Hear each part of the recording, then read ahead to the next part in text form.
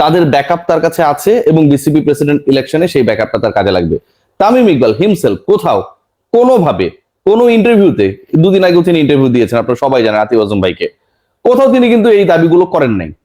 Lobby ভাই, যিনি Bangladesh cricket বোর্ডের মেকানিজমের বাইরে এই মুহূর্তে, রেসপেক্টেড লবি ভাই, তিনি সাক্ষাৎকারে বইলা দিলেন আমাদের মনোনীত মানে বিএনপির মনোনীত প্রার্থী হচ্ছে তামিম ইকবাল।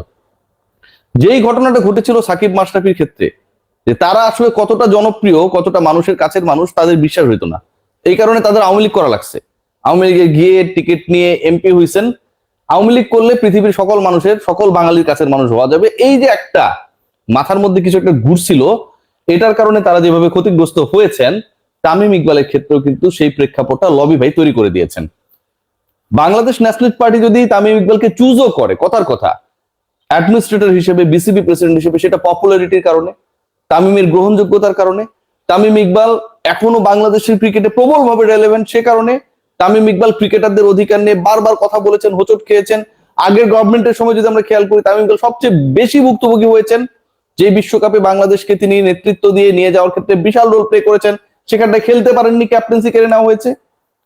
সেই তামিম ইকবালকে কেউ যদি চুজ করে, কোন পলিটিক্যাল পার্টি যদি ব্লেসিং থাকে, মানে নো নাই, we don't have any objection about that particular cricketer, এরকম যে একটা অবস্থানে থাকে, সেই ক্রিকেটার কি ওই পার্টির অংশ হয়ে গেল?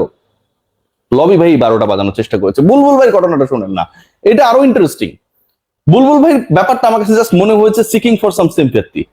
আমার অনেক প্রিয় মানুষ, বাট বুলবুল ভাইয়ের কার্যকলাপ গুলো আমার কাছে, মানে আমি যত সময় যাচ্ছে তত বুঝতে আমার সুবিধা হচ্ছে। তিনি ততক্ষণই আপনার সাথে সম্পর্কিত যতক্ষণ পর্যন্ত আপনি তার হয়ে কথা বলবেন, ভেরি অনেস্টলি। তো বুলবুল ভাইয়ের ব্যাপার যেটা, সেটা হচ্ছে বুলবুল ভাই দাবি করলেন তাকে হুমকি দেওয়া হয়নি। ওই ফোন কল রেকর্ডটা, it's not my statement, the way Bulbul ভাই এক্সপ্লেইন অ্যাবাউট দ্য থ্রেট, এবং ওই থ্রেটের কথা এক্সপ্লেনেশন করতে গিয়ে রিপোর্টারকে তিনি ফোন করে বলছেন কোনো হুমকি দেওয়া হয়নি, এক। দ্বিতীয়, তিনি বলছেন আমাকে বলা হয়েছে নির্বাচনটা না করলে ভালো হয়। পয়েন্টটা মাথায় রাখুন, নির্বাচনটা না করলে ভালো হয়, নাম্বার 2। নাম্বার 3, আননোন নাম্বার থেকে কল এসেছে। নাম্বার 4, বাংলাদেশ ক্রিকেট বোর্ড বুলবুল ভাই নিরাপত্তা চেয়েছে।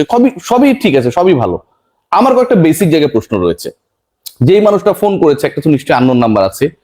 আননোন নাম্বার থেকে বাংলাদেশ ক্রিকেট বোর্ড এই ফোনটা পাওয়ার পর প্রেসিডেন্ট যদি মনে করে যে স্বরাষ্ট্র মন্ত্রণালয় থেকে গানম্যান নিয়োগ করা লাগবে, it's a very serious issue, right?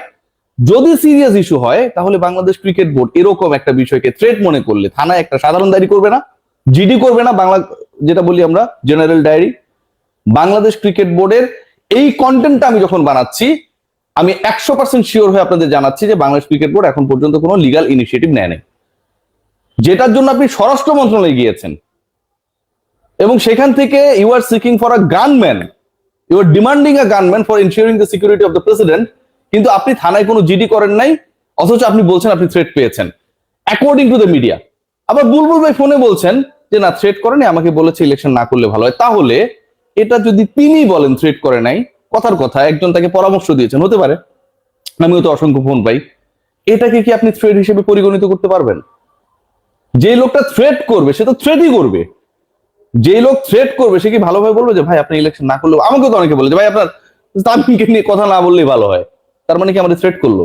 আর যদি সেটা হয়ে থাকে, ইফ ইউ মিন দ্যাট, আপনি কেন এই চিঠিটা স্বরাষ্ট্র মন্ত্রণালয়ে দেওয়ার সময়ে অথবা আগে অথবা পরে থানায় কোনো জিডি করলেন না? নাম্বার 3, আননোন নাম্বার থেকে ফোন এসেছে, বুলবুল ভাই সেই ফোন অ্যাটেন্ড করেছে এবং সেখানে বেশ নোটেবল টাইম, উল্লেখযোগ্য সময় কথা হয়েছে। সাকিব আল হাসানের নাম্বারটা বুলবুল ভাইয়ের মোবাইলে সেভ করা ছিল না, আননোন নাম্বার। পয়েন্টে আসুন, তিনি সাকিব আল হাসানের একাধিক কল ধরেন নাই, কিন্তু ওই যে থ্রেডটা তার কলটা আসলো সেটা আপনি ধরলেন। আপনি যখন থানায় জিডি করবেন না, অফিসিয়াল কমপ্লেন করবেন না, তখন ওই ফোন নাম্বার ব্যবহার করে যে আপনাকে থ্রেট করেছে, ধরেই নিলাম according to the BCB statement, the way they actually explain their position to the home ministry, ওই নাম্বার ইউজারকে আমরা কি ধরতে পারবো, জানতে পারবো? মিডিয়ারও তো দরকার আছে যে এই নাম্বারটা কে এটা করলো।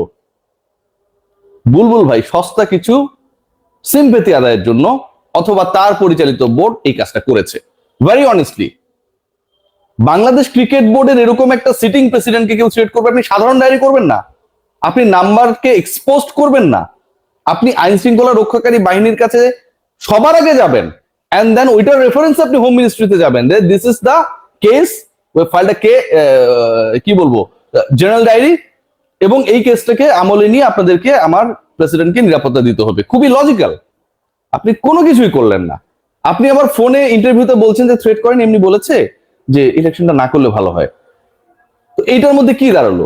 মজার ব্যাপার কি জানেন, বুলবুল ভাইকে এই কথাটা আমি গেস করছি, যিনি বলেছেন আমি গেস করছি বুলবুল ভাই তাকে চেনেন। বুলবুল ভাই তাকে চেনেন, খুব ভালোভাবেই তাকে চেনেন, এটা আমার গেস। 100% সত্য হবে তা আমি বলছি না।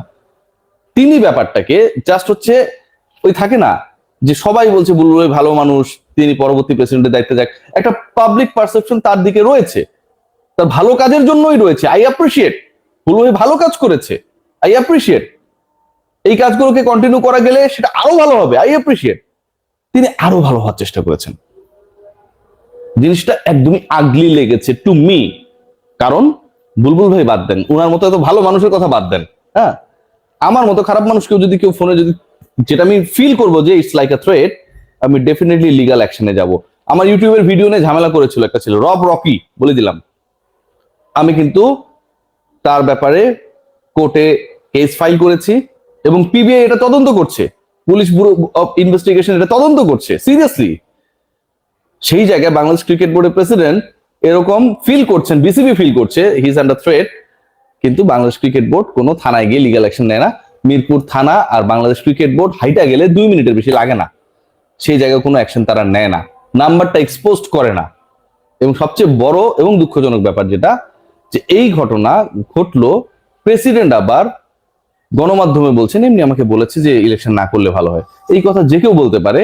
এটাকে যদি আপনি মনে করেন থ্রেড এবং এটার জন্য যদি আপনি গানম্যান চান অ্যাকর্ডিং টু ইউর স্টেটমেন্ট, এটাও আমার কাছে কোয়াইট ফানি মনে হয়। সবাই ভালো থাকবেন। তামিম এবং বুলবুলকে নিয়ে যা চলছে এবং তারা যা